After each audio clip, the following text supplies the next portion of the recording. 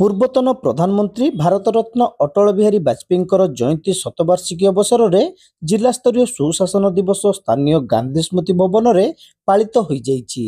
ରାଜ୍ୟ ଗୃହ ନିର୍ମାଣ ଓ ନଗର ଉନ୍ନୟନ ମନ୍ତ୍ରୀ ଡାକ୍ତର କୃଷ୍ଣଚନ୍ଦ୍ର ମହାପାତ୍ର ମୁଖ୍ୟ ଅତିଥି ଭାବେ ଯୋଗଦେଇ ଉତ୍ସବକୁ ଉଦ୍ଘାଟନ କରିଥିଲେ। ସୁଶାସନ ଦିବସର ମହତ୍ତ୍ୱ ବଖାଣିବା ସହିତ ଶାସନ ଓ ସୁଶାସନ ବିଷୟରେ ଉପସ୍ଥିତ ଜନସାଧାରଣଙ୍କୁ ସେ ଉଦ୍ବୋଧନ ଦେଇଥିଲେ। କୃଷି ବିଜ୍ଞାନ, ଜାତୀୟ ରାଜପଥର ଉନ୍ନତିକରଣ ତଥା ପ୍ରଧାନମନ୍ତ୍ରୀ ଗ୍ରାମ ସଡ଼କ ଯୋଜନା ଆଦି ଅନେକ କ୍ଷେତ୍ରରେ ବାଜପେୟୀଙ୍କର ଅବଦାନ ଅତୁଳନୀୟ ବୋଲି ମନ୍ତ୍ରୀ ଡାକ୍ତର ମହାପାତ୍ର କହିଥିଲେ।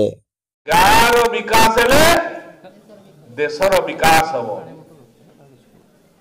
ବିକଶିତ ଭାରତ ସେଇଦିନ ବନିବ ଯେଉଁଦିନ ଗାଁର ବିକାଶ ହେଇପାରିବ, ଗାଁର ଜଣେ ଜଣେ ଲୋକଙ୍କର ବ୍ୟକ୍ତିତ୍ୱର ବୃଦ୍ଧି ଘଟିବ ଏବଂ ତାଙ୍କର ସଚଳ ହେବ, ତାଙ୍କର आर्थिक दंडर सचल हम, आर्थिक मानदंडर सचल हम। से प्रधानमंत्री ग्राम्य सड़क योजना करथिले नहीं आज आम भूली जा कहीं तो चकाचक रास्ता देखले जिते आम कादुओ रास्ता पचपच रास्ता जाऊा से दिन को जी मन पकड़ा ताले आज वाजपेयी जी कथाटी जल जल भाव आमको आखिरे दिशब। ये योजना वाजपेयी जी करथिले एवं आज जेते प्रकार रास्ता देखुचे तांकरी परिकल्पना आज भुवनेश्वर जो रास्ता कोलकाता रे मिस जाइछि चकाचक रास्ता जो देखुचे स्वर्ण चतुर्भुज योजना आको किए करथिले वाजपेयी जी करथिले। ए जो चकाचक रास्ता देखुचे ना ये रास्ता मध्य वाजपेयी जी करछथि। ये रास्ता कौन सारा भारत वर्ष जेते रास्ता देखा सब वाजपेयी जी करछथि। तेणु ताकर परिकल्पना एते उच्च कोटीर थिला, देशर भविष्यत निर्माण रे एते भावना ताकर थिला। खाली जे से वक्ता थिले, खाली कवि थिले, खाली कथा कहउथिले से नाही, कहउथिले करूथिले मध्य आज जेंते मोदी जी कहउछंती जहा करूछंती से ए व्यक्तित्व वाजपेयी जी थिले, जहाँकि प्रधानमंत्री सड़क योजना ठारू आरंभ करी ये रास्तार कथा कहतु बा पानीर कथा कहतु बा पाठ पढ़ा कथा कहतु, मिड डे मिल जो मध्याह्न भोजन ड्रपआउट पिला रही पाठ पढ़ सर्वशिक्षा अभियान सबू पिला पाठ पढ़े सबू साक्षर बनवे प्रौढ़ शिक्षा ये सब योजना वाजपेयी जी थिला। समस्त पाठ पढ़े ये भाया भावना नहीं कि वाजपेयी जी काम करुले आतेटा दल को नहीं करथिले जानिचे वाजपेयी जी 3 थर प्रधानमंत्री हेले, थरे 13 दिन 13 मास आउ 4 वर्ष एतकी दिन भितरे मेचे दल को नहीं मध्य से कार्य करथिले। समस्त को मिसे की काम करबा दक्षता ताका पाखरे थिला। सी नरम सांगे गरम भी थिले, आमे कहबा जे ना सरल नरम खाली थिले, कठोरता ताकर नथिला, बहुत कठोरता मध्य ताका पाखरे थिला। देश सुरक्षा पाए कौनसी प्रकार सालिश से करू नथिले।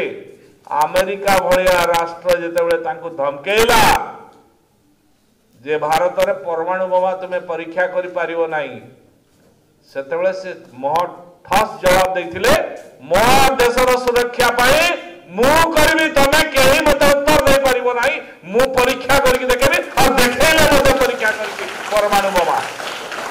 सदर विधायक मानस कुमार दत्त और बालेश्वर पौरपालिका अध्यक्षा सविता साहू एथिरे सम्मानित अतिथि भाव जोगदेई स्वर्गत वाजपेयींकर जीवनादर्श और राष्ट्र विकास रे तांकर अवदान संपर्क रे आलोचना करथिले।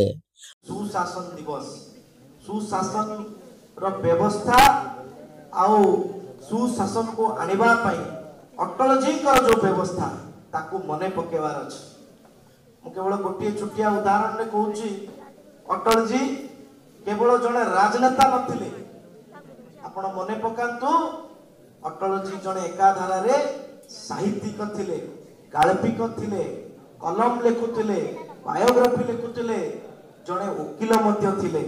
आउ तापरे भारत वर्षर स्वाधीनता संग्राम आउ तापरे तांको परिवार आउ तापरे भारत वर्ष को अर्थनैतिक भाव रे मजबूत करबा पई ये निर्द्वंद्व समस्त मानिबे दल मत निर्विशेष भारत वर्ष को अर्थनैतिक केंद्र करबा पई जदि को प्रधानमंत्री सर्वोच्च प्रयास करिसंती तांका ना होची अटल बिहारी वाजपेयी। एठी हमर मु देखुतिले अनेक एसएससी महामाने अछंती मु तो एसएससी रो जनक होचंती। आज हम माने महिला सशक्तिकरण कथा कहूचे किंतु आपण माने जानि छंती ये एसएससी रो उत्पत्ति कहा पाखरु हितला। एसएससी रो जनक होचंती सेही अटल बिहारी वाजपेयी। से एसएससी आरंभ करथिले महिला माने को सशक्तिकरण करबा पई योजना आरंभ करथिले। केवल भारत वर्ष रे ये एकमात्र प्रधानमंत्री जहां को अजात शत्रु बोली कहा जाता यांकर के शत्रु ही परिवेनी यांकर के शत्रु ही नथिले। तेणु ए भलिया जने व्यक्तित्व तांको पाखरु उभय सामाजिक जीवन आ हमर कर्म क्षेत्र जीवन बहुत किछि सिखिबार अछि। माननीय मंत्री को मु एक निवेदन करथुली कि दीर्घ स्वाधीनतार 77 वर्ष हेछि बालेश्वर गरिमामय इतिहास अछि।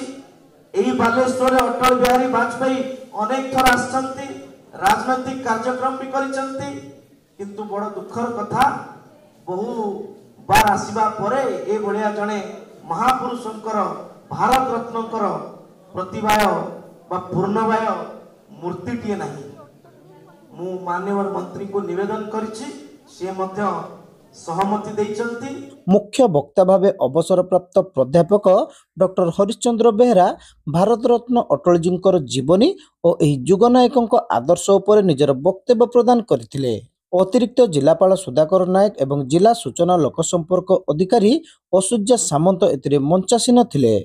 सुशासन दिवस उपलक्षे आयोजित होइतिबा विभिन्न प्रतियोगितारे कृति छात्र छात्री को अतिथि माने पुरस्कृत करथिले।